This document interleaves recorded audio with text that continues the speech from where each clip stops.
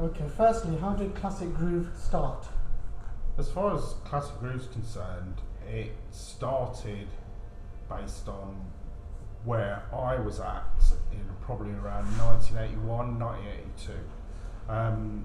Spectrum was a community centre based down the road from where we're at the moment, and it was an alternative one to Highfield Community Centre, things like that. There's a lot of people that go in there, and I started frequenting there because from where I was at, we used to go to places like Junior Palais and Scamps and Painted Lady and Melton and things like that. And the people that I used to frequent with those people used to come down here as a community. And I went down there because I had no job at the time. I'd just left school, nothing to do, wanted to hang out with my friends. Spectrum was the place to be. And within that community there was sound systems and various other things and bits and pieces.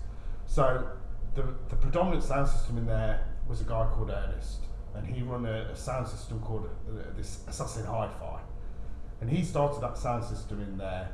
But my influences were for going to all these places that we used to go, and out of town at Nottingham Palais, where they used to do all-nighters and the all-days. There was an influence on me by a gentleman called Jonathan, and I wanted to be like him. I wanted to DJ like he did. So we just wanted to get all these records out and things like that. So we started doing a few bits and pieces at Spectrum and everything else, and then lo and behold, Paul comes along, and he's just moved into Leicester from Birmingham, from Smethwick, and it was just a collective, all of us together, really. A bunch of people that used to frequent the community centre at Spectrum, wanting to play music, wanting to play pool, having a laugh and whatever else. But our main love was music and the way music was feeling at that particular time, because it was absolutely massive within that community, be it on a reggae sound system side, soul and boogie and whatever else, based on all the things that were going on around the community at the time and a little bit further afield. So. What year did you lot get together then? I'll jump in now. I met Derek and everybody else associated, not so much with Derek, but with the friends I know now and Spectrum in '84. Okay. And it was early summer. I'm talking about May '84. I was working, but needed somewhere to go and play table tennis. And I spotted a friend walking down the street, a random black man. I said, let's ask him, where can I play table tennis? And he says, a place called Spectrum. Where's that? Because I didn't know where. Yeah. He said, it's near the Leicester Mercury. Ask anybody where the Mercury is, and it's around there. And when I found it, I walked in, just introduced myself, seen Derek there. I just remember him like a university student. Yeah. Because he had a university scarf on, so I thought it was it. To be honest, I was the only Caucasian person in the whole building, and it was just, I just stood out like a sore thumb, really. Yeah, and it was really strange to me to hear Derek acting the way he was. He was more black than me when I first seen him. That's my impression. Yeah. And then the Classic Groove thing started from my memory. Ernest Payne said he was going to do a night. He was going to do a older sound or a disco or something. Can't remember what he called it. Says, and I'm looking for some DJs. And all I said to him was, I can DJ. That's my exact words, and left nothing, and that was it. And I was helping with his cable, because he's undoing some cable, I'm straightening the cable, preparing for this sound thing. 2 or 3 days or weeks later, I can't remember exactly when, says, Paul, you ready? Says, you're in. Really? And I only said it as a passing phase. I could play music, but I couldn't DJ to save my life, and that's the gospel truth. I just blagged my way in. And then Derek, Crip, and got together, and we just started to play music. I think it didn't cost anything, that first one. We just told people about it, people that got to Spectrum, and just playing music one track at a time. And that's the way the reggae sound systems always were. It was always one turntable, and that's how you used to play it. What music did you start playing? It's probably a difficult one to put your finger on more than anything else, because the music was really, there was two different genres. If you with Spectrum, it's predominantly reggae based, Yeah. The gigs that we used to go to were very much jazz funk, disco, soul boogie, that kind of thing. They're the gigs that we wanted to play, but they're the kind of stuff that I wanted to play out because there was so much of that kind of stuff floating about that was massive on the underground scene that people used to travel for miles for to play that kind of stuff. So we were breaking down those barriers then. People wanted to go to a reggae sound system, but then instead of hearing reggae all night, all of a sudden we're dropping in a soul boogie tune. Yeah. And it's, yes, there was backlash and whatever else, but after a while, people seen that was the way to go, to break it all up in the night. And that's the way we started it. The stuff that we were playing, obviously it was 84, so I can't say you can imagine, because obviously you've been too young. But in 84, the music that was being played, from my memory, is soul boogie, funk, electro boogie, hip hop, but probably just the word hip hop would have been loosely used, sort of rap music, loosely used around it then, and that's the kind of music we played. Then we probably go back to the 70s, like disco and a bit of funk, but that's the music was just based around funk and soul. That's what we played. I can't even remember if there was one turntable or two, but I do know that we'd play 1 or 2 records at a time, each or something. The next person would go on, and that was the first gig. And then the second gig, more people got to hear about us. That was also at Spectrum, and we started charging then about £2 or £3 to get in, and it wasn't all night. It was an all night because it didn't have a license to go all night. I think it was something like that to about 11 o'clock.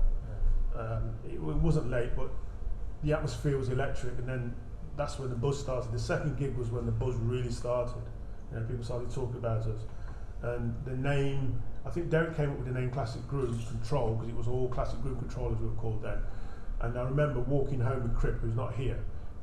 When I used to live in Highfields, he used to live in Abington, and we were talking about the name Classic Groove, and he was talking. He says that name sounds too old. This was what Crip said, and I said, well, it sounds okay. I says it sounds okay. You've got Classic Groove Control. And he says, yeah, but the word classic means that all we're going to do is playing old music. Says, well, I just thought it sounded right, and he disagreed, but it sounded right.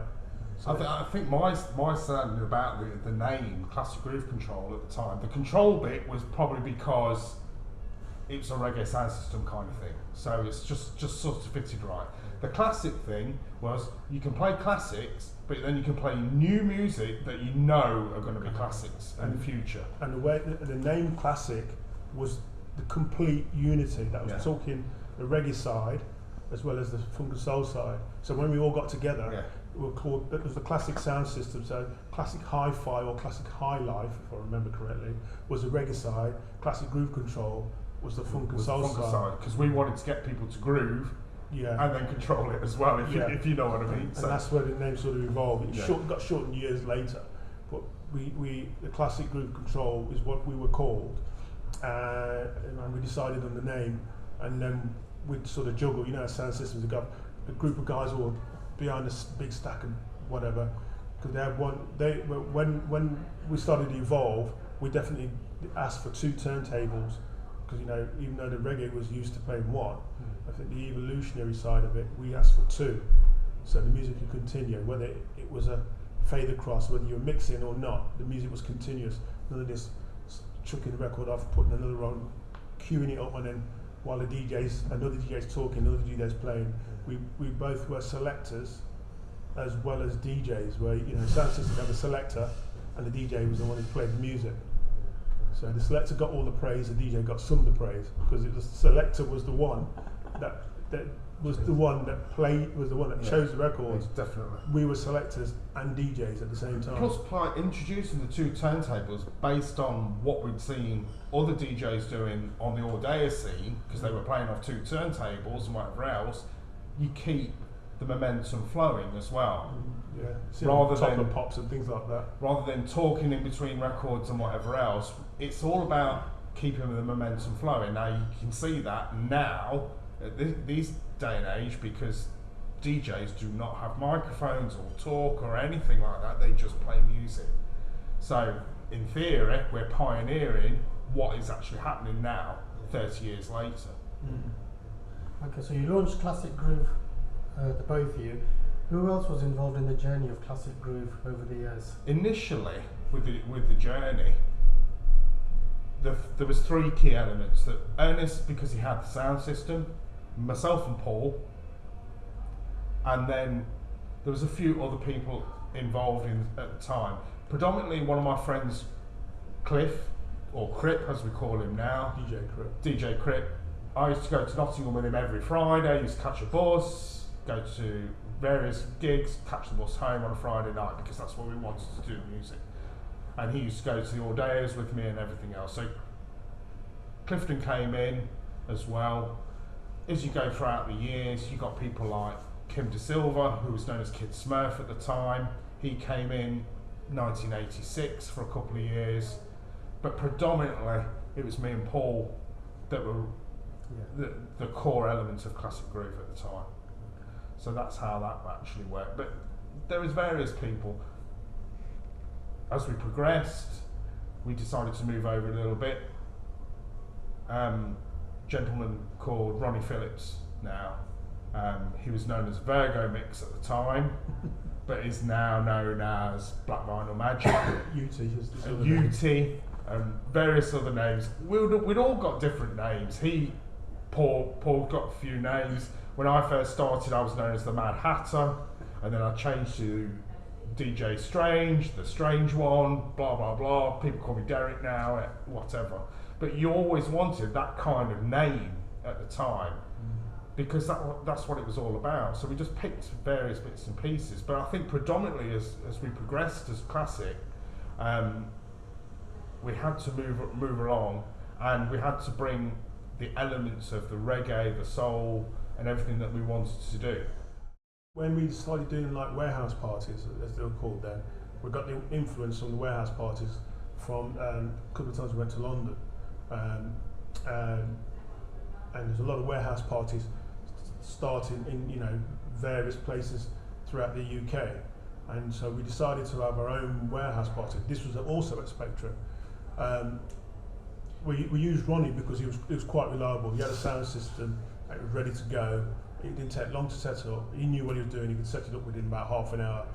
But Ronnie got involved with us because he said that if you're using my sound system, I need to play. So we agreed, and it was still part of the collective of what we wanted to do, the reggae side as well as the soul boogie side, because we crossed that barrier then.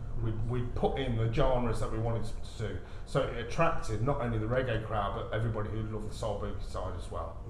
And as Paul was saying, the warehouse thing, I think we've got to have props to a London collective called Shock, because they're the ones that really turned the key for us where we needed to be. I think 1983, 84, 85, there was a massive backlash against hip-hop and whatever else was going on by people who love soul. And the reason for that is that people couldn't get on with hip-hop kind of thing. They wanted real soul coming back, so the rare groove thing took over. So we embraced the rare groove thing as well as the hip-hop thing and started putting all these kind of genres into what we wanted to do at that time. And hence the warehouse parties started taking over. And so there was people wanting to come and listen to rare groove, didn't mind listening to 2 records of hip-hop and 2 records of rare groove and whatever else, because once they get on the dance floor and everything else, no matter what you play, the reaction was amazing. We took people on a musical journey in one venue. It's only, like I said, years later. I even spoke to someone I played badminton with, and he's about 3 or 4 years older than me, and he said to me, "You guys put Leicester on the map." And he says, "Did we?" I said, "We did." Like I said, when you're in a bubble, it's really humbling. Yeah, when you're in a bubble, you don't see it. You have to take a step back, retire, talk about the good old days, and then suddenly go, "You put Leicester on the map because," and just reels off a list of things. You got people from out of town to come. People got to know about Leicester. When we used to go out of town, if they've seen Derek, they'll go, "Hey, Leicester," because they didn't know us from Adam. That's the but they problem. knew I Derek was so instantly recognisable because he was predominantly the only white guy that was there. Yeah, There was exactly. a few of the white guys that was there, but he was the only one that sort of stood out. When we were dancing, he was in the front. You know what I mean? And I wasn't afraid to get in that circle Yeah. and shock a few moves. Yeah. At the time, I didn't care. Yeah, you know what I mean? And he was the only one that people would recognise. If we're out and about, you know, if there's two of us walking about out of town, not in Leicester, yeah, Leicester, how you doing? And so we both turn around and then go and speak to Derek. I was just standing in the background. They didn't know me. I was just the background man, but they knew him purely simply because of seeing him around. And then obviously when we were DJing, they'd see him again. And you know, it's just that we just took the classic groove thing across the Midlands. It wasn't, you know, just in Leicester, but Leicester as a whole, so they told us, we sort of opened up the doorways for people to come to Leicester on that sort of scene. You know, a lot of people wanted to play here because it was quite lively. And Leicester people back then, you know, you could play anything and they'd be up on the floor. You know what I mean? You know, they'd run to the bar, get a quick drink, back on the floor again. It was like that. The music was just continuous. You know. Were you one of the first to mix up genres of music? Yeah. I would say yes. Continuously. Continuously. Not like, you know, in if you've ever been to a sound system, they'll go, when it's a reggae sound system, they'll go, we've got to play some New York, I know. So that means that's telling the people they're going to play some stuff from New York, whether it's from New York or not. That means they're going to play some soul music or funk music. So they'll dash the reggae track one side, play 2 or 3 funk soul songs, and then revert back to the reggae. But when we DJs as a unit, we would play our selection of funk, soul, hip hop, etc. Then the reggae DJs will come on, play their section of funk, soul. Their section of reggae, traditional reggae, you know, old reggae, new reggae, sleng-teng reggae as it was back in the 80s, and then we'd come back again. And then as we progressed, and we got Magic involved, Magic could actually mix, and that was the thing. Reggae DJs didn't mix, but Magic could. Magic went home and practiced, and he came back and showed us some new skills. You know what I mean? We could do what he could do already, but Magic went home and practiced, and when he came to drop reggae, he just blew the crowd up. He went there, so then we went there, sort of thing. He could mix from one tune to another. I really do think that we influenced him where he was.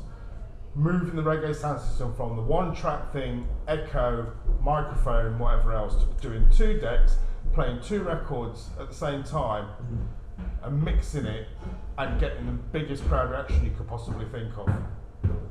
We had competition as well from other DJs. SS was one of them. You know, look where he is now. But at the time, he was into breaking and hip hop. The SS is Scratchenstein. So he what was his crew called? At DJSS, they had a crew. Oh, Formation. That's it. Formation 5. They were called Formation 5. Thanks for reminding me about that. And it was us versus them. We never had a direct, never had a clash, never had a sound clash. But it's like if they put on a dance, they would always try and outdo us. If we put on a dance, we always try and outdo them. There was always a battle. They were younger than us, and they were the new generation. We were older than them, but we were established.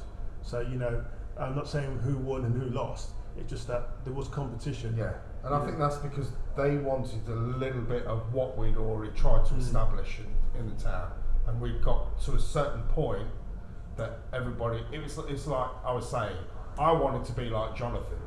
These people wanted to be like us. And that's the way it always goes. And it works that way now with a lot of people as well. There are a lot of people wanting to be DJs now because they aspire to be like the DJs that they see. That competition, I guess, it brings more DJs out, but it also makes people excellent. Yeah. So there's something to thrive towards. So you guys are like, nah, what are these guys doing and whatever, and at the time it's good fun, but it's bringing the young generation out, right? Yeah. I can name a few.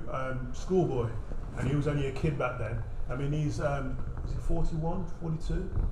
But back in nearly 30 years ago, well, not so long ago, back in about 87, 88, Schoolboy would probably be about 11, 12, maybe a bit older, because I don't know his exact age. So he used to come in on the back of his brother, you know, Ronnie. Who else? As time progressed, late 80s, early 90s, you had Mark Younghead. He says he always told me if it wasn't for you guys, I wouldn't be where I am. Who else there? These are just two DJs I can think of that have made it big. You know, I can't say anything for SS because SS never said to me personally, if it wasn't for you guys, I wouldn't be where I was. But you know, there's a definite nod. We've got silent respect for each other. He's never said if it wasn't for you, we wouldn't have been. But you know, the influence was definitely there because we were the first. And that's because of the competition more than anything else. Yeah.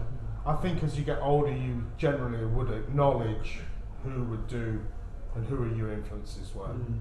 That's the way it works. Talking about influences, who were your influences growing up? And I would say my influences was probably my mum and dad and family more than anything else. There was always music in our house, but it was predominantly rock and roll and that kind of stuff because that's where my mum and dad's heritage was.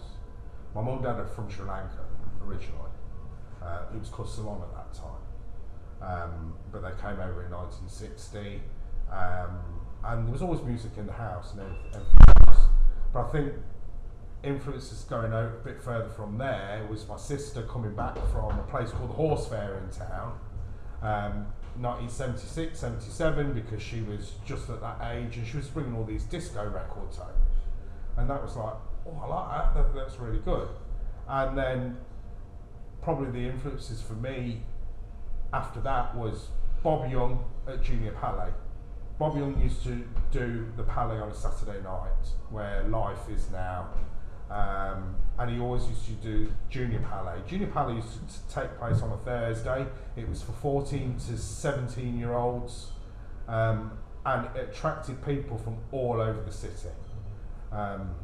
Good things and bad,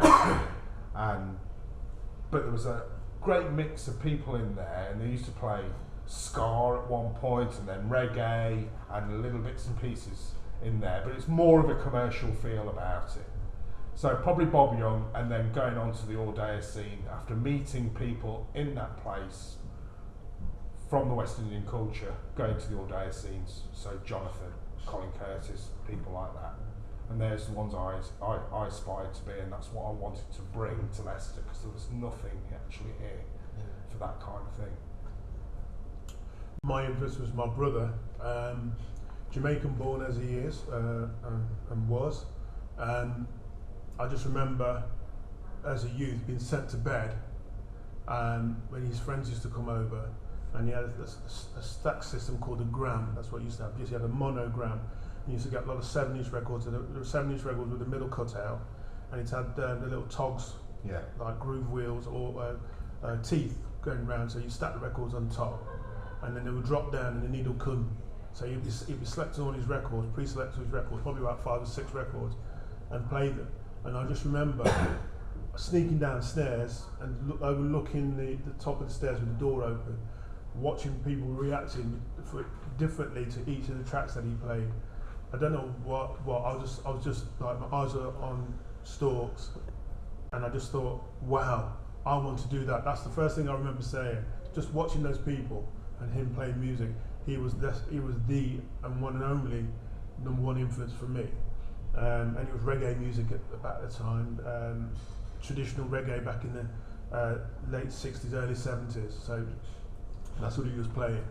And then I heard my love for funk and soul, or soul music, came commercially as it was the Jacksons or Jackson 5. As soon as I heard the Jackson 5, I thought, that's it. That's what I want. Yeah, that's what I love. That's what I wanted to play. That was the music that influenced me. Then when I came, as I got older and I started to leave school, hanging out with a group of friends, we all had the same love of music. We loved the funk, the soul, the electro, hip hop, rap, call it what you want. In the early 80s, there was a friend of mine named Calford James in Smellick, Birmingham, and he used to do, and he was the first person to actually see him mixing live. And how he did it was with a stereo, a Ghetto Blaster stereo, and a turntable, and he actually mixed from one to another. He was the first person to actually see him mixing, and it was like 2 different formats, and I was totally blown away. And I thought, that's one thing I want to do next. It's only when I came to Leicester, that's when I got into DJing, you know, heavily. Buying records, I was still buying records, you know, it was on the dole, so, you know, you could afford to buy records back then and still give your mum board money. So when I came to Leicester and hooked up with the likes of Derek, 83, and met him in 84, that's it. My first night, or first time I got into music, and I actually got paid. This is the thing. It was a hobby for me, collecting music. Never, ever thought I'd ever get paid. And the first pay I remember, my first pay was £10. I got £10 for the first gig we ever did. And this was at the Spectrum gig. And I couldn't believe it. And I said, I can get paid for doing this. Hooked. Not because of the money, just the excitement of being paid. You know what I mean? It's hard to describe. You're very, you know, when you get your first job, you get your first paycheck. Yeah. It's the buzz is there. Yeah. So that was the. It's like a thank you for what you've actually just done. Yeah. Over the night. Yeah. And yes, it's a bonus at the end of the day. That's how it was. There have been so many gigs that we've done where we've got to the end of the night and the promoters just disappeared or whatever else. Yeah. And it's just like, yeah, we're moaning and screaming about not getting paid and whatever else, but then when you look back on it, you think, I don't care, I didn't get paid, but I absolutely killed it. We actually absolutely killed it that night, and that's what brings people back for more. And then my inspiration, apart from the money, and purely simply because of the Birmingham connection, I'm still biased. I've only been in Leicester 6 months or something. The DJ named Sean Williams from Birmingham. There was something about him, not for the fact that he was from Birmingham, it's just for the fact that he was different about the way he did mixes.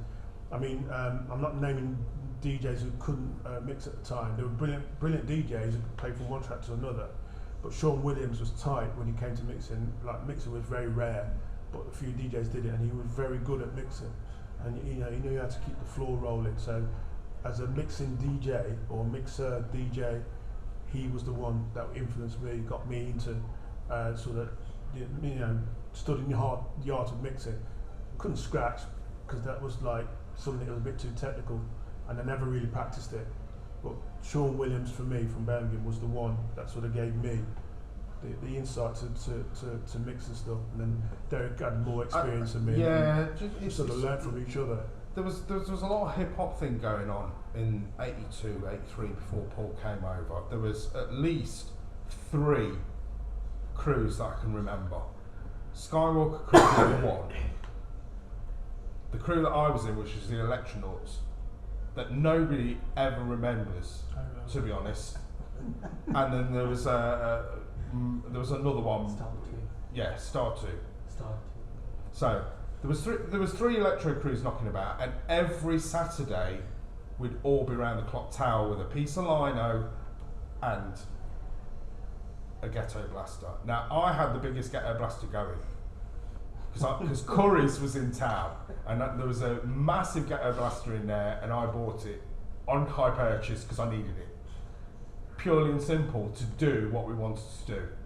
And the breaking scene was massive at the time because people hadn't seen this form of dancing before, and just to go around the clock tower and just bust some moves and whatever else, and there were quite simple ones as well, and then go and see what other people were doing around and everything else. It's just like, people nowadays, 2013, they can do windmills for fun. Windmills for fun. 1983, the first person who could bust a windmill, that place just went uproar because nobody else could bust their moves at all whatsoever. But that's the progression of how everything brought. So it's those kind of influences that we wanted to bring. And I was probably trying to find my feet between 1980, leaving school, and 84, when I actually started going to Spectrum, because I was listening to all different types of music, probably because of the influences of my parents who listened to absolutely everything. I used to work at De Montfort Hall, and De Montfort Hall was a major venue in this city for bands. So one night you'd have Johnny Mathis, the next night you'd have Motorhead. And I was working there because I was showing people their seats and whatever else. So I'm listening to everything going on in this that's going on. And then when I'm going out Saturday night, Friday night, I'm listening to funk, soul, hip hop, and everything else. So finding my feet was a big thing for me, and it happens around 83. I found the music that I really loved, and that was predominantly soul based, and that's where I needed to be. In terms of classic groove, then you set up in the 80s, and obviously you're still here now. Tell us about your journey over the years and how you progressed. I think what we wanted to branch out a little bit more from Spectrum. Spectrum is only half a mile out of the city centre, but we wanted to go a few places a bit further than that. And we found our feet at a place it was either called the Snooty Fox or Flash Harry's when we actually went in there. We wanted to do a local, central venue. So you got a bit more of a passing trade, so more people could come in and have a look, see what was going on. So we picked up on that, and we must have done Asquith's or Flash Harry's for what it was for about 5-6 years, something like that. Yeah, we did gigs upstairs. Sometimes we played downstairs, but we did gigs upstairs. But the journey musically, where we just got to go back before we go forward, because of one place we forgot to mention, and the person who was allowed, because Derek knew these people. Like I said before, I didn't know hardly anybody. I was just following Derek's footsteps. Yeah. And Derek got us into a gig, our first gig outside of Spectrum, which was Fish and Court, which is where Brannigan's now is. You know, not Brannigan, sorry. Brannigan's was, now Epsilon. We sort of went from there. We had 2 gigs. We did 2 gigs at Fish and Court, and then slowly the bubble started getting bigger, because as I say, it started at Spectrum. Fish and Court was the next stage, playing somewhere publicly, not only to passing trade and people who've not heard of us, but to our friends as well. We told our friends, and our friends came down in droves, packed the place out, and it was a Sunday night, busier than it normally was, and that was Chris Popple, because Derek knew Chris Popple, or DJ Chris P, as he called himself sometimes. The George was a big bar in town at the Clock Tower. It's called D8 now, which is closed. Yeah. D9. Yeah. So you go D8. D8, D9. Playing with words. But we used to play downstairs. There used to be a cellar bar downstairs. And we used to play down there as well. So we're trying to move on from the usual reggae sound system room of no lights and darkness and everything else into the nightclub type scene and moving on from there. And that's what we did. We wanted to have something nice for people to come to, because people were starting to dress up as well for all these kind of gigs. They wanted to dress nice, or they wanted to dress as far as the scene was concerned. But we didn't have any dress restrictions or anything on there. We just wanted people to come, regardless of how they dressed, and it worked really well. And I think for that's why people started dressing the way that they do, come as they are, and they can get into these nightclubs dressed how they are, regardless of, oh, you've got white socks on, mate, you can't come in tonight, all that kind of thing, because that's what you used to get, all that kind of thing. And so we broke a little bit of a barrier there as well, and I think that was happening along a lot of pockets around the country, but we wanted to move on a little bit and go from there. I think the biggest gig I remember doing, biggest out of town gig that I remember doing, was playing in Wellingborough at a bar called Tide Bar. Tide Bar, no.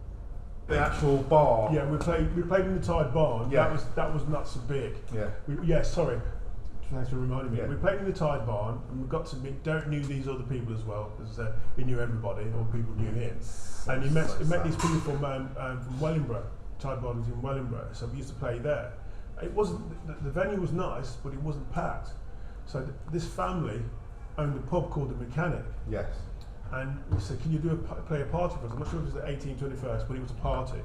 So we did the first party there, and we were playing all night. The funniest bit about the whole thing about that, we had to hire a van for that night. Yeah. And it was a butcher's van. Yeah. And the thing just smelled of meat. It was so grim, and we just had to pour. Remember that now, don't you? Yeah. I can't remember how many people was in that van, but it was more than it should have been. Lying on top of the speakers. We must have packed about 20 people in this smelly butcher's van. And three in the front, and the rest of us in the back, and our records. And when we got to this place, we looked at it and thought, So we set up, and the place was busy, and the atmosphere was good. So we did a second party there, and when we did the second party, people were breaking in because the doors were locked. People were breaking in to get into the party because they heard the last one was good, and then we were the ones that featured. And people came from miles around. When I say miles around, I'm talking from Birmingham, London, Manchester, obviously Leicester. People came from miles around. Bedford. Yeah, because they heard about this party, and because these people knew people at the All Day scene. So they were telling everybody at the All Day scene that we're going to have this party. The last one was good. And they got more people than they bargained for, but the place was rocking. Back then, pubs only finished at 11 o'clock, and that was it. We were there till 2:30, which was quite late back then.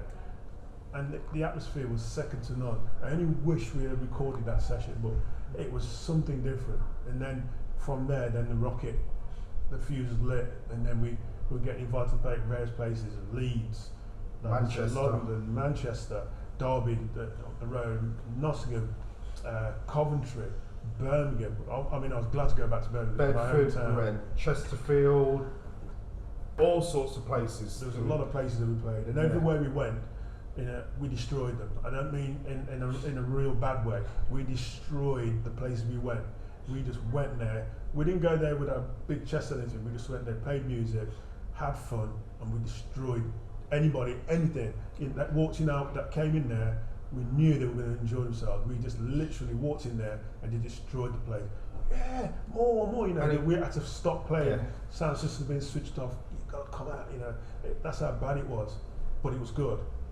And it was one thing to remember was with those gigs, it was all about busting new tunes. Yeah, all the time. There was no MTV, nothing like that, and it was all about the groove. At the end of the day, you could bust 10 tunes all in a row that nobody had ever heard of, and the place just went mental, regardless of what was going on, because people love the vibe and the music. And that's how it goes, and that's how it always went. And it's so, my part as a DJ for me is to educate. I'd love to educate, and if it's educating by busting new tunes and dropping in a couple of old tunes now and again, that's what I want to do, and that's how I've always taken it. So if I can't educate you, there's no point in being there. Really, that's how it works for me. But like Paul says, there were so many gigs coming up left, right and centre. We played at that gig in Manchester, and I was scared. I'd never been to Manchester before. Moss Side, middle of Moss Side, right, in this hall in Moss Side, and we destroyed the place that night. Mike Shaft was there. Yeah, he's a DJ stroke commentator on basketball, and we just walked in there. This was in '86, and we walked. It was October '86. I remember this fondly. Never played in Manchester before. Never been to Manchester before. We just walked in there with our tunes and just played music. Just do as we normally do. The place was in uproar, and there's only 12 of us. In the minibus. Yeah, 12 of us entirely. Including the DJs, and the Leicester crew represented, showed the Manchester how we do. And then we just walked out and gave us nothing but respect at that night. Yeah. Mark Shaft was the main DJ. We didn't know who Mark Shaft was. We didn't go there and say, we don't care who you are. we just couldn't say, we know what we got in our box. Yeah. And we surprised him with the tunes that we had, because with him, Mark Shaft was a big name DJ up in Manchester. And he didn't realise that the music that we had music, and he thought he'd be the only one to have that kind of music. We just played tunes that he was like saving them for, so he came on and did his bit, we came on and did our bit, and he was struggling to follow us. Every time he came on, we just took it to the next level. We just literally destroyed it. Even the guys in London couldn't believe how we played. We played in a place, I'm not sure where it was, but near the Docklands in London. Yeah, it was a recording studio. It was like it's a warehouse party. Yeah. It was like go to a phone box and find out where the venue is. Yeah, and it was one of those. And you had to when you walked in, you had to pay your £5, and that's cheap. and they gave you a card that says, just in case the police come, you can say it's a private party. Because it doesn't say anything about charging, but it does say it's a party of. So they hired the venue. And I tell you what, DJ, Derek doesn't. I do know. Derek doesn't remember. I have fond memories to remind you. Guess who was there? Jazzy B. And I never heard of Jazzy B before. This is before he broke big. Maybe he had Fair Play Out, I'm not sure. But before Jazzy B broke big, as in internationally, he was a rare groove DJ. And I says, who's this guy here? And he was playing a lot of tunes I'd never heard before. So we were getting educated. And it was rare groove at the time. And I says, oh, I've only known about it. The only person I know who plays rare groove is Norman J. And they said, no, this guy, when it comes to selection, he puts Norman J to sleep. I said, really? So me and Jazzy B struck up this conversation between tunes, and he pulled out this record by D Sharp, Easy Money. It was an album. And the album back then, buying albums, and it was a cutout or rarity, it was about £25. And there's nowhere on this earth I've paid £25. I said to him, if you come down to Leicester, go in the second-hand shops, you'll probably find that. Okay, a bit battered for about £2. And I said to him, at the end of the night, we'll swap numbers. I mean, I didn't have a mobile, so I was going to give him my home number. Yeah. Still living with mum at the time. He said, yeah, okay. I said, when I'm finished, and you're finished, I'll find you and we'll swap numbers. And he goes, yeah, all right. Never seen him again. Next thing I see him on TV, you know what I mean, the top of the pops, whatever. And we went in there, and he was playing, you know. He played before we did. He was quite mellow. He was playing all nice soul groovers, you know, playing all groovers tune. People were rocking and doing the nice spins. I looked at Derek looked at me, shall we do it? He goes, yeah. Dropped the first tune.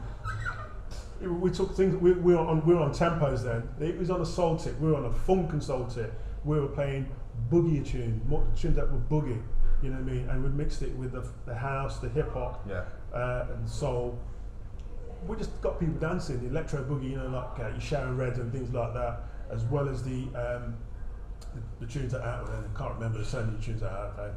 We just turned the screw that little bit more. We had 1 hour set, and the London people couldn't believe it. We came to their city and just romped over the place. The next DJ that came on just brought it down. Yeah, the floor just sort of dissipated. People still dancing, but the atmosphere had gone.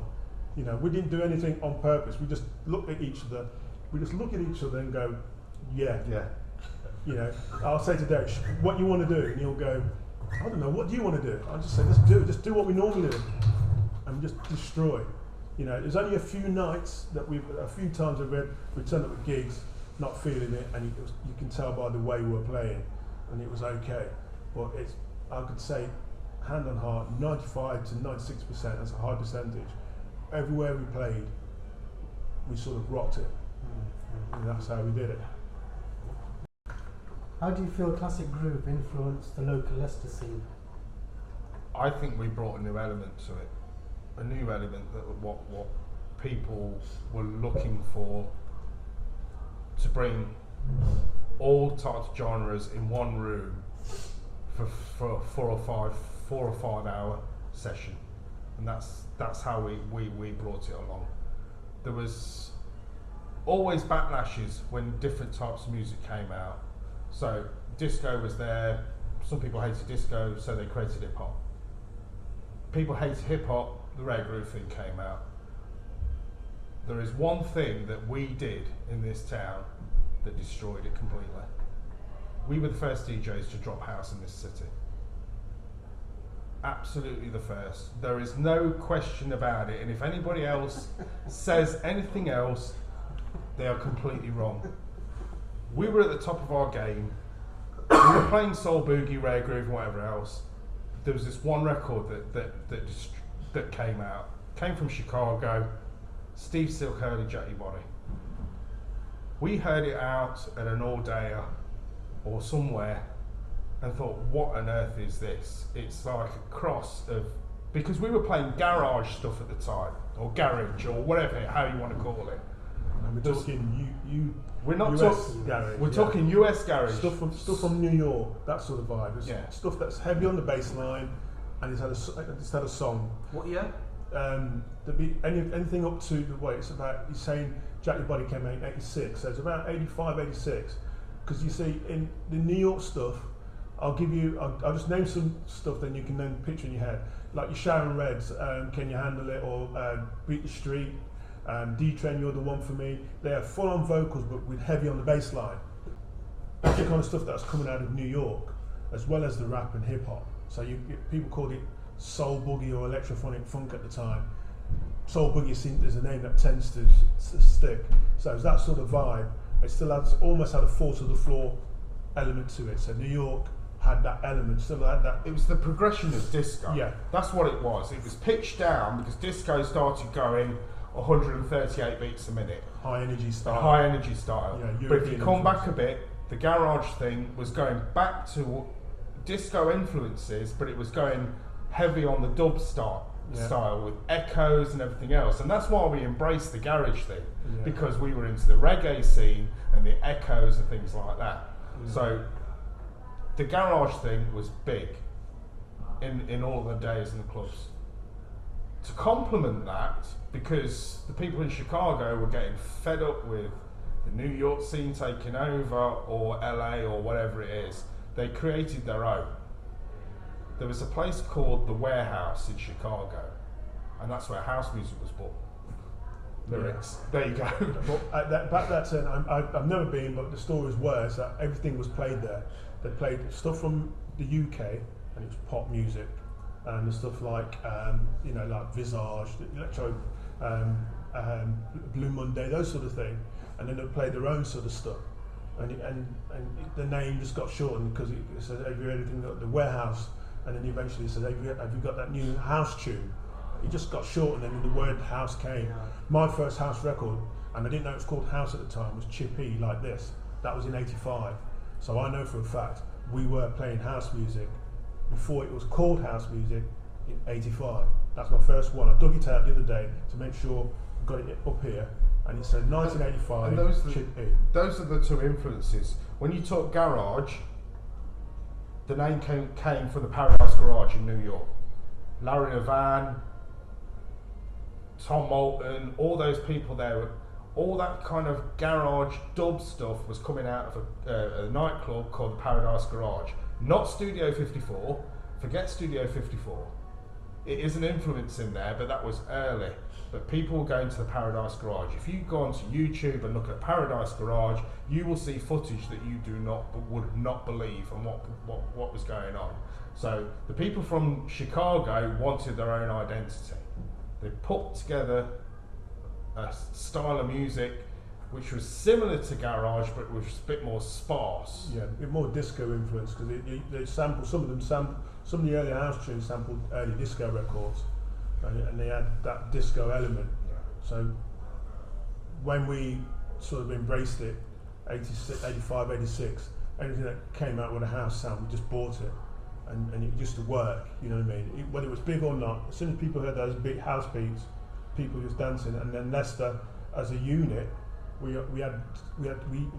when I say we, myself, Derek, Kim, and a few guys that could actually dance as well, created dances to each track. When one house record came out, one style of house record or one particular house track came out, say Steve Silk Hurley, we'd dance in a particular way.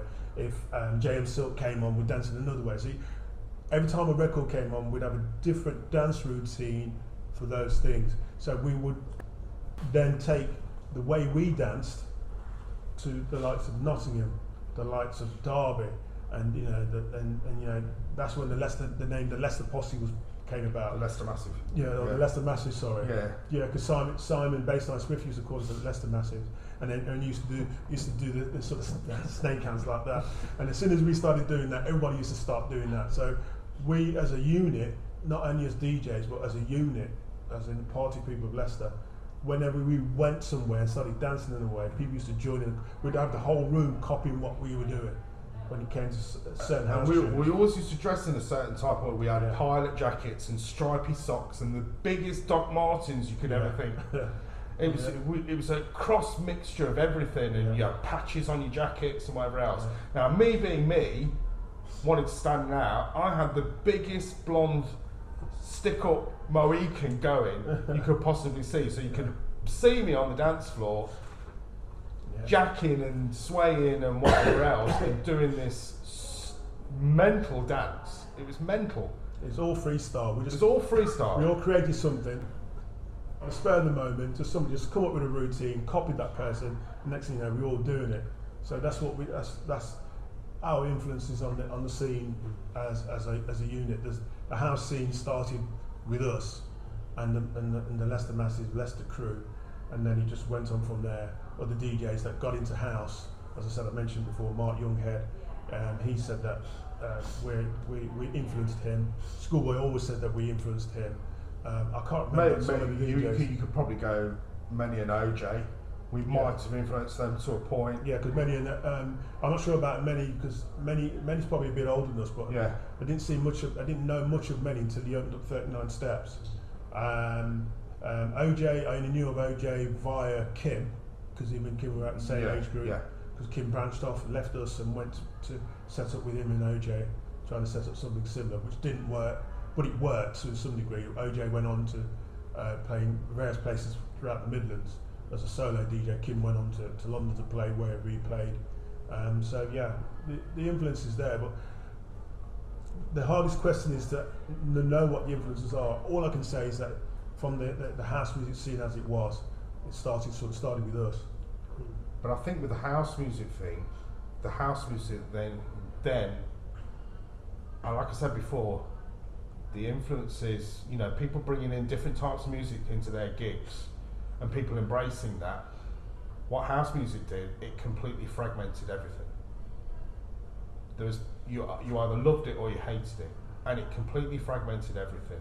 So it got to the point where we wanted to carry on playing all types of music in gigs. But when house music started to really take off, 1988, and the rave scene and the acid scene and all that kind of thing, people weren't interested in anything else. So all the clubs were either playing one thing or the other again. 88 or 88. Yeah. Definitely 1988. We wanted to play everything, but you got to the point where when all the house music started taking off and all the big house DJs were coming along in the UK and everything else, there was different rooms started fragmenting to play different types of music, and those particular people will only stay in that type of room and then shun everything else and wouldn't go into the others. So it was house music was born and created a massive blow up, and it was brilliant at the time, but within 2 years people were getting fed up of it because there was starting to be lots of water down and people jumping on the bandwagon kind of thing, and it just started to fragment into all different types of genres and everything else that was going on. So people were only sticking to one type of genre at the time, like they tend to do a lot now. A lot of people went back to the sort of funk and soul roots, and then the sort of elements, the sort of new style of music that came out, not off the back end of house, but while house was there was your Keith Sweats, and when he came out with that, I Want To, that was a change of the sort of swing era. It wasn't called swing back then. And Bobby Brown then jumped on it, made it popular. Then Guy came about. Then Public announcement, I think. R. Kelly, etc., etc. So the music started to change. So you like Derek said, you could either hear house in one room or funk soul and old school in another room. You couldn't mix the two anymore. People just didn't want it. As soon as house music came on, people were standing like this. So we had to play smart. So we still were buying house. We were playing less of the house, but more of the funk soul to keep ourselves in gigs. So you just reverted back to what we used to doing, but we're still buying house music, and that was in the late 80s and then early 90s, and then we didn't part ways, but the classic groove thing sort of died up because other people were coming about and starting to do things their own unique way. I think for me, I fell out with it. I fell out with the way that the scene was running. I wanted to play all types of stuff in just one room, and I couldn't stick to one genre at a time. I love my disco, I love my garage, I love my house, and I love my soul, proper singers and whatever else. I couldn't really embrace the R&B scene. There was something changing with the R&B scene. I couldn't get on with it for some reason. So I sort of like, I don't want to do this anymore, kind of thing. Paul loved his R&B and his New Jack Swing and all that kind of thing, and I sort of liked it in a way, but people that were coming to our gigs were not coming anymore, and the scene was completely changing. And there was a big Asian community. One minute it was 60-40 West Indian, then all of a sudden it was changing, and the younger Asian people were coming in and the other people weren't coming in at all, and they wanted to embrace the R&B, and I didn't get the R&B. It just didn't do anything for me. And it's a horrible thing to say, R&B is soulless. It's absolutely soulless for me. It doesn't do anything for me whatsoever. And I'd embraced soulful garage. So we started doing that oldies nights, and we used to pack. I mean, Juggin Ascot, the full fire capacity was 250. We got 1,000 people in that small room. Passed through the whole. I mean, at its peak when it was rampacked, I'd say about 800 to 900 people. But as people going in and out, because passing train, because people go, it's too hot, I'm leaving. 1,000 people in that small room, and we used to do our oldies nights there. You know, because I know Rock City was doing them, but when Rock City sort of died off in the late 80s, there was nothing for anyone else to do. But so we put on some gigs in the early 90s, and that's when the oldies was born. You know, Leicester used to do their version of oldies, and we had people again from Coventry, Bedford, some people from London, some people from North End, Rugby, Birmingham, you know, anywhere around the Midlands as well, would come to those gigs, and you know, I've got the evidence of that because I've got the tapes at home, because I used to record all the sessions. Classic Groove thing was still very much alive, and then we'd still come together occasionally for the odd special gig, you know, out of town, but nothing like at the same level it was, because as time moves on, people move on, so they don't go out as much. So we'd be playing to, wouldn't have a crew of people that we used to have, but we used to play to people that we didn't know and try and relive that thing that we did.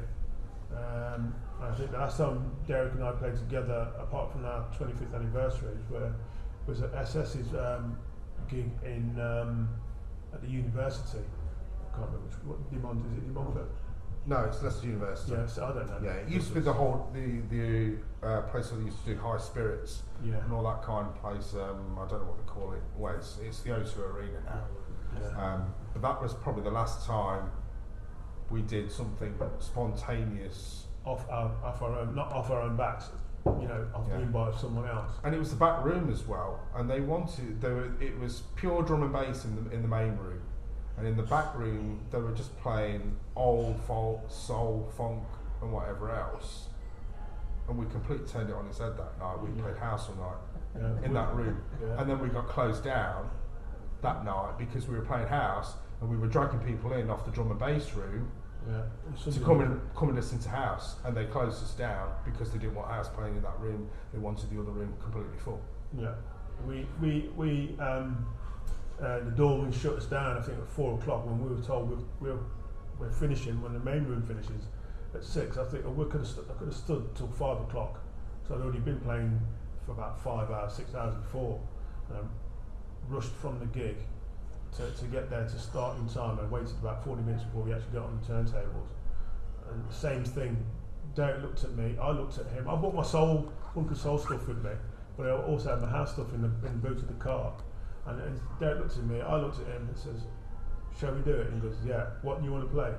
He says, "I'm not playing any funk and soul," so I'll be back. So I went and got my box of records and my wallet of CDs, and then we just did a back-to-back on the house, two CDs and 2 turntables. So I had the left, as we're sitting now, I had the left-hand side, Derek had the right-hand side, because for some unknown reason, I'm left-handed, but I can still do things with both hands. Derek's right-handed, he's naturally right-handed. So if I put Derek on the left-hand deck, he'd be doing this business. So I said, "Go on that side, you go on that side," so he'd be here like this. And I can do both. So we just naturally played Derek on the right, me on the left. And as we're sitting now, it's how we've always played. And we just played that night. Rocked the little place that we did. A few people coming in, and then it shuts down, which really disappointing. Really, really disappointing. It's just one of those things. It's just one of those things. Yeah. Turn it on its head again.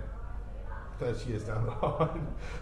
So you spoke about the last 30 years, how the scene's changed and how you obviously progressed and changed over the years. What's the future for Classic Groove and yourself as individual DJs? I think the future for Classic Groove is just to do the one-off gigs when we're ready to do them. I think the last one-off gig that we did was we called it the Classic Groove 25th anniversary. It'd been 25 years since we'd been together and DJ. And we thought, right, we haven't done this for a long time. We're just going to put a party on. We decided to make it fancy dress, just for the sake of it, just for a laugh. Dress how you used to come when you used to come to our gigs, kind of thing. And we also wanted to put in a couple of the original DJs that we had in as well. So Crip came along and Magic came along as well. But we wanted to keep it at that, and there were so many people wanting to come and play on that gig. It was unbelievable. People really, and when I'm saying personally, I didn't say they attacked us personally, but people took it personally. They were really disappointed that we didn't invite them to play, because we thanked them, but we couldn't actually couldn't fit them in. We didn't have a set. We didn't have a timetable. We didn't have what should we call it? There's two things that we decided on. We had the original people that played at Asquith. That was the Crips and the Magics and us, and that's it. We decided then that was a cut-off, because there's like about 5 or 6 DJs wanted to play because they helped us along the way. We thanked them, but we just couldn't get them on, because it would have been, I wouldn't say a clash of personalities, but there would have been a little bit of a clash. Right, you paid your half an hour, off you pop. You know what I mean? That's one thing that I really hated about some of the gigs that we did. You can't express what you're trying to do in half an hour. You really can't do it. And the DJs that we see nowadays will always play 2 or 3 hours and just take you on a journey and go from there. And I didn't know whether these people wanted to get on board because it boosted their ego and put them back into lights or whatever else. But we've got 25, 30 years worth of music to play in that space of 5 or 6 hours. And it's not a case of playing all the classics, it's a case of playing stuff that nobody hears anymore, that they know that they've got in their cupboard or on a CD or on a tape or something, and they want to hear it that night. And that's the way that's the route we wanted to go down. The thing I hate about DJing, not only here but everywhere that you go nowadays, you can go to every single bar in town or nightclub and whatever else, and somebody's going to play this same record in every single bar. There's nobody taking it a step further and busting something new, playing something old that they haven't heard before for a long time. For a long time. That party that we did, as Derek said, it was a fancy dress, free for fancy dress. If you're not going to come in fancy dress, it's £3. And people were asking, why £3? I said, well, that's the charge 25 years ago. It's all about reminiscing. And some people, you're surprised, some people argued about paying the £3. Some people did exactly what you did, laugh because it was too cheap. But I said, no, we're not. We're putting a party together to say thank you to the people of Leicester and anybody else that remembered us. And it was free for your fancy dress, £3, throw away money, come down and enjoy yourself. Some people didn't make an effort. Some people put a wig on and they got them in. We didn't mind. We just said, come fancy dress. Just come. People wanted the guest, get on the guest list. There isn't the guest list. It's free entry. If you come fancy dress, we're not doing it. Pay you £3 then. So this is what we did. And no doubt when where are we now? Next year it'll be our 20th, 30th year. 30th, yeah. And we are planning a party. I'm not supposed to Derek. I won't speak to Derek off camera, but I've got my mind on a couple of things, and my mind on a couple of places that I would like to play for us to play at if there is still in existence, and probably will be a similar theme. And people are still asking when's the next party. And it says, look, we're going to do it in 5 years' time, and it will be our last one. We said that then, and we're sticking to it now, unless somebody wants us to play again. So by then we'll be in our late 40s. That party was the most amazing thing. It was awesome. We're supposed to finish at 2. Amazing thing, that we've ever done. We're supposed to finish at 2 or 3 o'clock. No, supposed to finish at 3. I had to stop playing at 4:30 because I was exhausted. Finished at 5 in the morning. It was just one of them. 75% of the people stayed. We're still in there at 5 o'clock in the morning. Yeah, and we could have carried on playing right through, till about 10 o'clock, and they would have stuck with us. It's only because I was exhausted, and 5 o'clock we had enough. The guy was still taking money at the bar, people were still drinking, that was the main thing, and people were still dancing, that was also the main thing. And even he at one stage was raving to some of the tunes. He was asking me for a couple of tunes. What's the name of that tune? Not heard it for a long time. I always wanted to know it, but never knew it, and told him what it was. We played everything. There was jazz that night, there was soul that night, there was house that night, and I was the only one that played so. Jungle. Yeah, he wasn't brave enough to play it. There was drum and bass play or jungle being played that night. Obviously reggae was being played, not bashment, but dancehall was being played. Everything to do with black music as such, from the 70s right through to not so much present, until probably about in the 90s was played. We just covered everything. We just rinsed tunes. There was so much records that we wanted to play.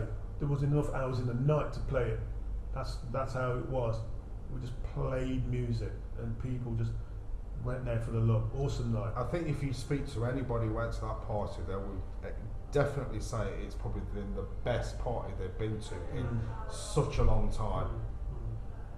Because of the vibe, because of the music, because of way so many people have made the effort to dress up in fancy dress. It was untrue. Yeah. We were absolutely gobsmacked how many people had made the effort to do that.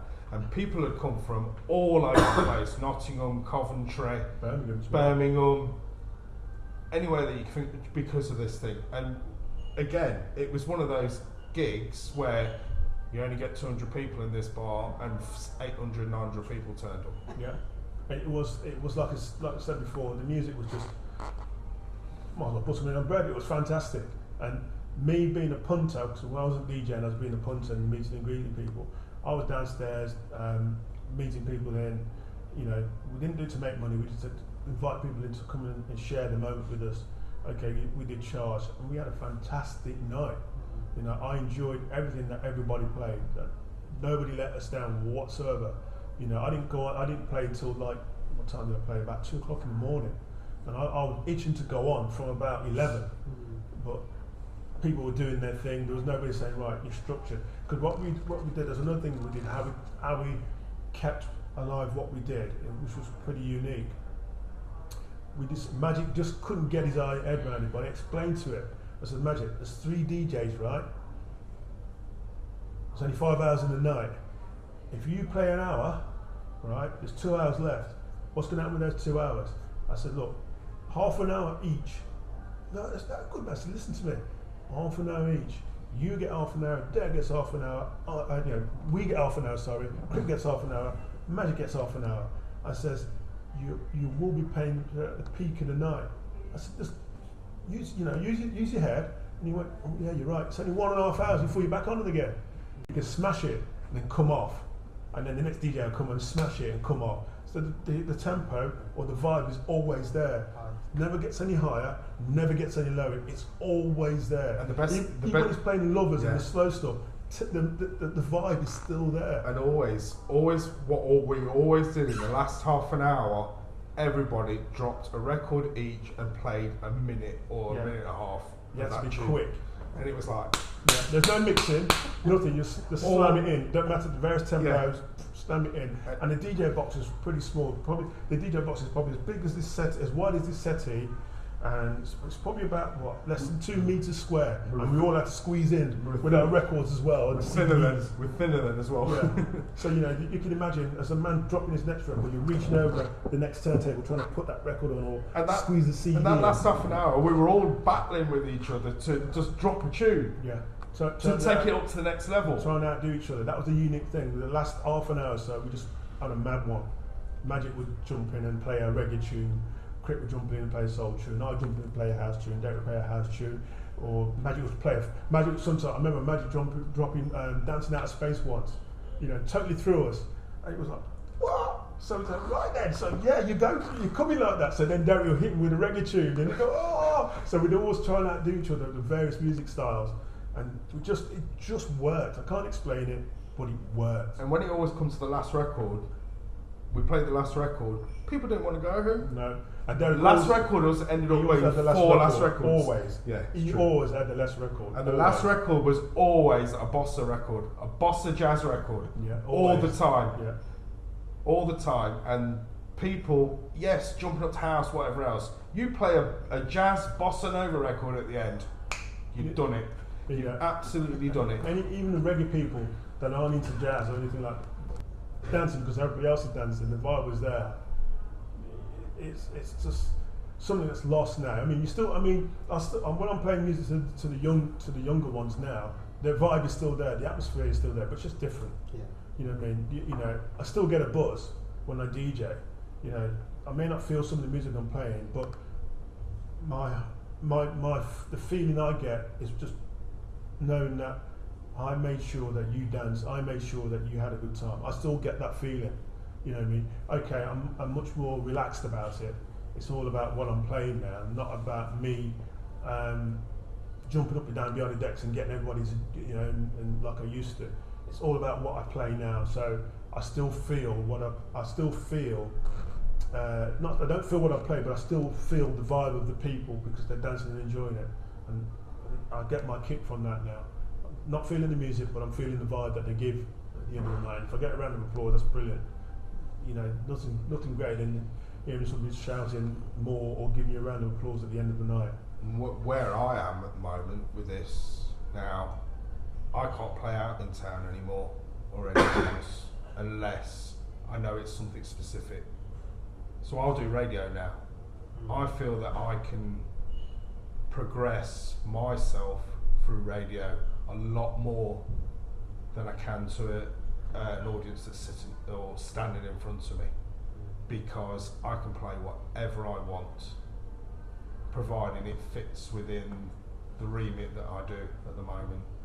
So I'm playing on my radio show that I do, I'm playing all sorts of stuff, soul, boogie, whatever else, but then all in the middle I'm playing Kings of Leon or something like that in a minute, because there's those kind of music and genres that if you listen to the voice, it projects in a certain way that hits you here. So I can play with the radio thing, it's like that. The expanse is that much. But if you feel it's got a vibe and soulful in you, that's what I like to do. And I said it before, I'm here to educate at the end of the day, and I want to push what I feel out, and I can do that through radio nowadays. I can't do it in a room that will only play one type of music nowadays. And that's why I relish me and Paul playing on these anniversary things, because we know exactly how we are, we've grown up together, we know exactly how we play, we know what kind of things and what vibes are sitting there. And that's the beauty about it. We've got so much respect for each other as far as music's concerned. It works really, really well for us. And we can bounce off each other and go from there, be it new stuff, be it old stuff or whatever else. But the music expanse is massive for us at the minute. Paul loves playing out. I don't enjoy playing out anymore, because maybe I'm afraid of what people are going to think of what we're doing in front of them, because I don't think people have expanded their minds as wide as they would normally do. I've said on various Facebook pages, I mean, how we became better DJs, it's not just by what's happening in Leicester. We went out of town to see other things, you know. I remember once going to Astoria, this is in London, and Acid House had just started to break, and the tune that everybody was raving about was Acid Man. I heard the tune before, but I wasn't feeling it. But I went somewhere and they were playing Acid House all night, and that was the Astoria. And I was walking around observing what the people were doing, and people just dead friendly. Obviously, I didn't realise it was a drug thing. I thought people just being dead friendly. I'm so naive, but I just remember people doing this unique dance with their hands in the air and all sorts of things. And I brought it back to Leicester. This is what they're doing. This is what they're playing. So the influence was there. So we'd go out of town, not just only to have a good time, but just to hear what other people are doing. So anybody that wants to know what's happening in a various city needs to go out of town, because then they bring that vibe back to their town, which then enhances their vibe and their town, and then people will then come from another city and then take what we're doing back to their city, and it sort of helps things grow. I mean, I'm still, still playing, and I'm hoping to get into music production soon, but it's all up here. You know, it's just finding the time and finding the right person that's going to sort of guide me and show me. Hoping to get into radio, but that's another stage. You know, I know you've asked me before, and you know what I mean. I'm just waiting for the right time and the right show the right slot to come along, and if it comes, then I will take it. You know, because Derek's already doing something similar to what I'll be doing, so I'll have to come up with something totally different, but not too dissimilar, but not too indifferent. Because we're of the same generation, so I've got a wealth of music I'd like to play, and Derek's got loads more than I have that he would like to play, as in, you know, a lot of old stuff. I listen to some of Derek's shows, and he's like educating me some tunes. I go, who's that? Don't remember that. Don't know that. You know, because he's got some stuff that goes way back, and I've got some stuff that goes so far back. But I managed to find stuff that once it's played it, get the name, I'll try and dig it out. Plus with the radio thing, you can play stuff on the radio that sounds amazing. You play it in a club and it sounds awful. No, on radio you can get away. Like I said, on radio you can play more or less what you want. You know, whether it's new or old, and people either love it or hate it. You know, you're not going to know that, but you're playing it because that's what you're feeling. Cool. Well, even though it's late, and I'm just like, oh, this is rock. One thing is, I guess in the 80s, whilst you guys were learning, growing, getting bigger, all that kind of stuff. In fact, I just want to get there was that one gig you were talking about in '86. Hold on, what was it? There's 2 gigs that you did. I don't know which venue. And you started getting bookings across the country. Yeah, that was. Where were they? They were both out of town. Okay. Yeah, one was the Tide Barn. Yeah, Tide Barn. Tide Barn in Wellingborough. Yeah. And then Tithe. It's Tighe Barn. It was like a barn. It was literally a barn. Wellingborough's like, farmland. And the second one? And then it was the Mechanic. It was the Mechanic. In Wellingborough as well. That was Wellingborough. That was a pub. Alright, cool. And then that's it. Just tracking back really quickly. Yeah. It's a really good journey to listen to everything that you said. White DJ, all that kind of stuff, and then you're coming in the like mid 80s, and was it just like, yeah, I'm gonna DJ, I met Paul and I'm just gonna do it, or was it like, who the hell are you to DJ? Who the hell are you to come in here and DJ? Who the hell are you to play this music? That's not your music. No, it wasn't. It wasn't with that at all. With me, really. It was with me when I first seen him. It was with him when he first saw me, because he's coming from Birmingham into Leicester. I'm already established in Leicester already. School for me was rubbish. It really was. And at the time when I was at school, it was all punk. All that kind of stuff at the time. And all the kids at school were into punk and whatever else. And then I started going junior palais. And that's when they were starting to play more disco soul and all that kind of stuff, as well as Bad Manners and whatever else, in between all of that. So I sort of started finding my feet there, really, and meeting people through junior palais, which was the young West Indian crowd that were there. And because I love that kind of music, I started mixing with those kind of people, if you know what I mean. So that's where I was, and that's when, so I was sort of established in Leicester already. But you didn't get any negativity when you were playing Spectrum or any, from any black people, because you were black? No, I don't think it was. I don't think I was, because I was already mixing with those people already. At an early age. So when Paul started coming Spectrum, I'd already been going there a year and a half. But those people that had been going there as long as I had, I'd already known for already 3 or 4 years because I was going Painted Lady, Scamp. Well, I wasn't going Scamps because I was too young to get in there. But I was going Painted Lady, and I was going Trevinas and Grannies and Aunties, and you know, all these places that were floating around that all the people from Highfields at the time were going to, and then all the all-nighters that we were going out of town for, because the all-nighter scene was absolutely massive, but underground. When I was in Birmingham, the school I went to, punk wasn't so big because punk was in the mid, about 75, 76, 77, and when I was getting into music with all my friends, two-tone the thing I remember fondly. So I was into the two-tone scene as well as the reggae scene, as well as the soul scene. Never went anywhere because it was church boys, so I didn't go out. But the places I did go to, it was the two-tone scene as well as the disco, and that's where my influence comes from. And then the people I hung out with, there was black and white people. Black people acted as black, white people acted as white. We all hung out together, that's it. But when I first seen Derek, I couldn't understand him acting the way he did, purely and simply because he was different. Somebody says, I said, why is he acting that way? I said, I've never heard anybody talk the way he does. And you know, with me being a brother, somebody said to me, oh, it's Derek, man, that's how he is. And when that guy said that, I think it was Crip who said that, when that guy said, when Crip said to me, that's Derek, that's how he is, I just sort of accepted it. You know, I didn't dislike him and I didn't like him, I was just getting to know him. And I just get to know various other people. It's just that we just sort of gelled purely and simply because we were thrown together by Ernest Payne. He was the one that said, I'm going to do something. I'm looking for DJs, and I said I can DJ. And we just got thrown together. Derek already could DJ, and Crip also could DJ, could buy music as well. So all three of us just got thrown together, and the friendship was there.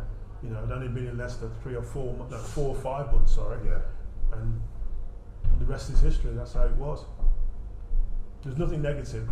That was the only time I was negative towards Derek that I can remember before I actually really know him. It's just, you know, you judge a book by a cover, Quite a smooth journey then, eh? Well, not smooth, but quite a smooth start. Yeah, I didn't go up to Derek and say to him, you shouldn't be acting that way, because, you know, you haven't got to anybody, but you ask somebody that you're friends with, why is he acting that way? And he said, that's Derek, that's how he is. And I honestly don't think I've ever had that kind of vibe. Really, to be honest. I really don't think I have.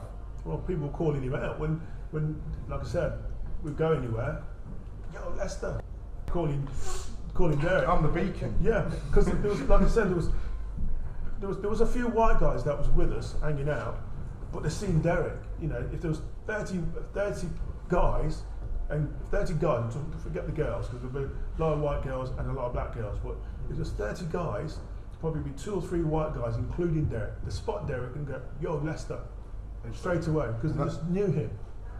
And I wasn't afraid to dance or anything like that. Yeah. I was always the first one on the floor. Yeah. Lead them on. He calls me Moses. Yeah, no, it wasn't. That was not me. That was Malcolm and that. Because we never touched on all the names that we got. Because Moses was one of the first names. Because Derek was going, let's the posse forward. Go, Moses. Go. And it just went on from there. Mine, I had a big forehead. I still got one. So in Birmingham, they used to call me 50, as in 50 pence. And I had the shape of my forehead because it was square. And when I told these guys that, they switched it, called me Funky Forehead. So I started using that as one of my DJ names. And then various things happened, and I always used to correct people because I couldn't help correcting people. You know, when they said this happened at that time, I said no, this is what happened at that time because I was there because this is what happened. So they called me Captain Knowledge, and then I just shortened it to the Knowledge. So that's where my name came from. Yeah. I just had a funny habit of correcting people when they said something happened at a particular day, because I remember everything. Most of the things I remember is to music. If a certain track was out at that time, I remember what was happening, and I would say, this is what happened, that's what happened. And he's really good like that. He'll sing to me down the phone. It goes like this. I think I'm like, whoa. Yeah.